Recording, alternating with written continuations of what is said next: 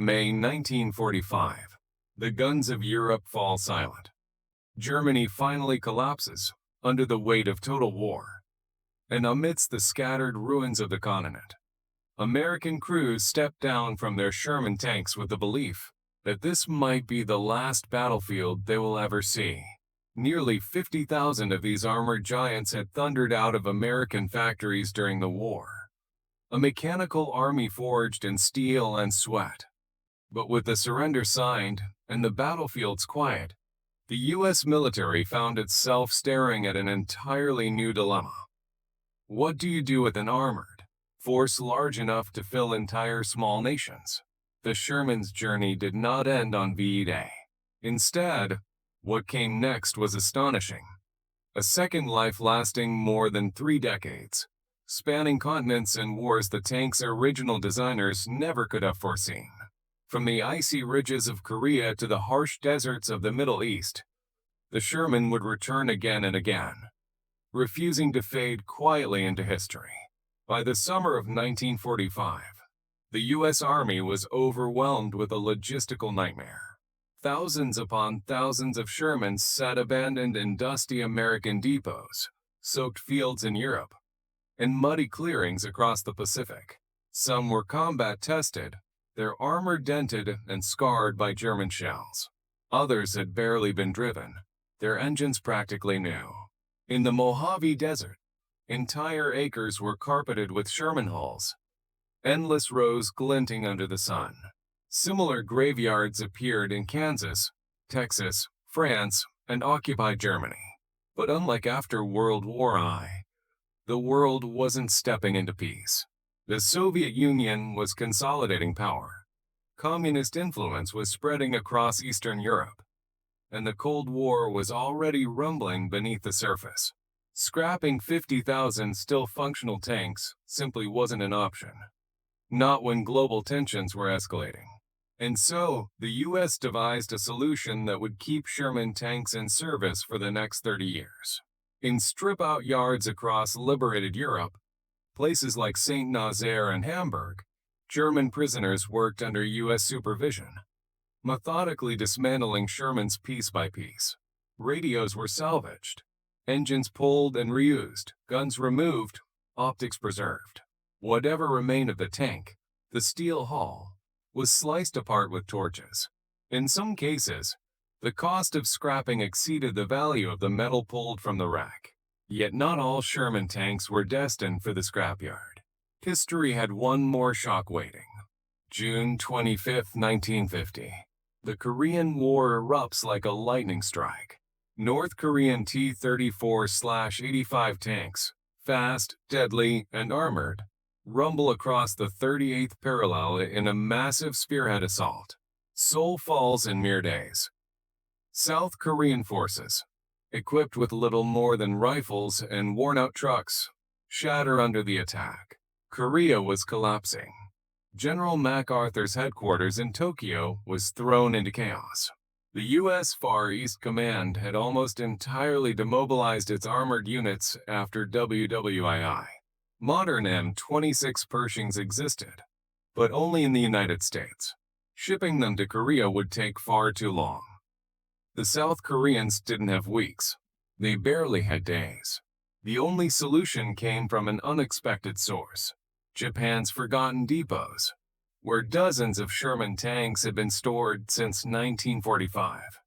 58 M4A3E8 Easy-8 Shermans, improved suspension, 76mm high-velocity gun, were pulled from storage hastily, repaired, and assigned to the newly formed 89th Tank Battalion. By early August 1950, they were rolling down the ramps of ships into Busan, heading straight toward the chaos. Many believed the Shermans were hopelessly outdated. The North Korean T-34's 85mm gun could penetrate Sherman armor with ease. On paper, it looked like a disaster waiting to happen. But war rarely follows paperwork. At Mason and beyond, American Sherman crews, some veterans of Europe, engaged T-34s at brutally close ranges. The Easy-8 proved surprisingly capable. Its accurate 76mm gun could penetrate the T-34 at normal combat distances, and American optics were far superior. Between July and November 1950, Shermans destroyed 41 enemy tanks. When Chinese forces entered the war and the conflict shifted into brutal mountain warfare, the Sherman found a new role. In terrain where heavier tanks struggled, the lighter, more reliable Easy-8 excelled. So dependable was the Sherman that some U.S. officers chose it over the newer Pershing. By 1953, the Sherman finally gave way to newer Patton tanks. But Korea had proven one thing. With skilled crews and smart upgrades, even an obsolete Sherman could dominate a modern battlefield. While U.S. Shermans were battling in Korea, the tank was quietly preparing for a far longer second life in the Middle East.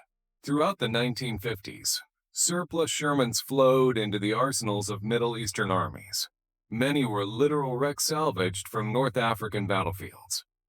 Others retained their old WWII-era engines and 75mm guns. But the nations receiving them weren't satisfied with outdated equipment.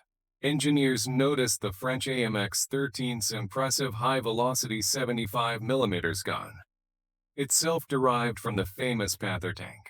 The idea emerged. Why not mount this powerful modern gun on a sturdy Sherman chassis? Thus began one of the most ambitious tank upgrade programs in history. Between 1956 and 1964, around 300 Shermans were transformed into the M50 Sherman, equipped with the AMX-13's 75mm cannon and, later, a powerful 460 HP Cummins diesel engine. These upgrades solved many of the original Sherman's issues, including engine fires and reliability problems. But the modernization didn't stop there.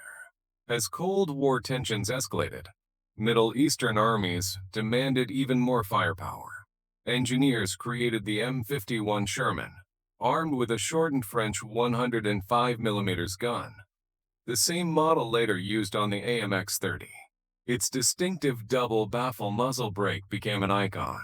These modified Shermans could face Soviet T-54s and T-55s on nearly equal terms.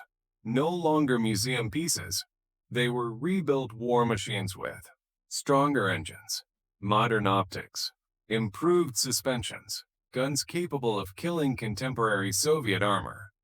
Throughout the 1960s and 1970s, these upgraded Shermans fought in desert warfare against T-34/85s, T-54s, T-55s, and even T-62s. Their greatest asset wasn't raw power, it was crew skill. In open desert terrain, where visibility and accuracy mattered far more than armor thickness, the Shermans repeatedly proved their worth. Night battles reveal stunning accounts of small Sherman groups ambushing larger armored formations, scoring first hits using superior optics and disciplined gunnery. Even during the 1973 conflicts, when they faced guided missiles and advanced Soviet tanks, some M51 Shermans managed to confirm kills by targeting weaker enemy armor plates. By the late 1970s, these upgraded Shermans were finally retired from frontline duty, but many continued serving in South America well into the late 1990s. Their survival proved a remarkable truth.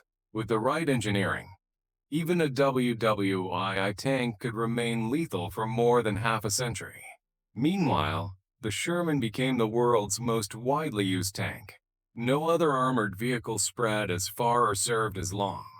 The Philippines deployed 16 Shermans during the Korean War. India and Pakistan used Shermans against each other in 1965, clashing at Assault. France used them heavily in Indochina and Algeria. Canada converted aging Shermans into Kangaroo armored troop carriers. Cuban exiles used Shermans at the Bay of Pigs. Argentina created the Sherman Repotenciado, upgraded with 520 HP diesel engines. Paraguay shockingly kept Sherman variants in active service until 2018. Yes, 2018. A tank designed before the U.S. even entered WWII was still guarding a presidential regiment in South America in the age of smartphones and drones. Its retirement marked the end of 76 consecutive years of Sherman operational service, a record unmatched by any tank in history. Back in the U.S., thousands of surplus Shermans were stored in deserts until they were eventually scrapped during the late 1950s and 1960s. Turned into some found strange civilian afterlives, converted into giant industrial machines, logging equipment, even bulldozers used to demolish buildings in California. Others ended up in private collections or museums. Today, a fully restored Sherman can cost $250,000 to $400,000. In 1946, the same tank was auctioned for just $500. Of the 49,324 Shermans built, an estimated 15,000 to 20,000 continued serving long after WWII. They fought in dozens of conflicts, became engineering vehicles, bridge layers, artillery tractors, and recovery machines. More importantly, the Sherman became a testament to American industrial power and the genius of engineers worldwide who refused to let a good design die.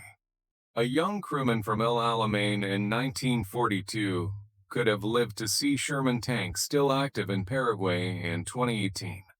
A living bridge between eras of warfare.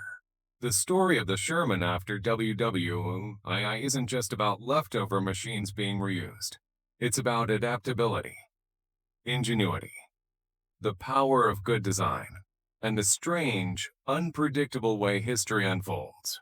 These 30-ton steel machines, built by workers who never left U.S. soil, found themselves fighting in wars their creators could never have imagined.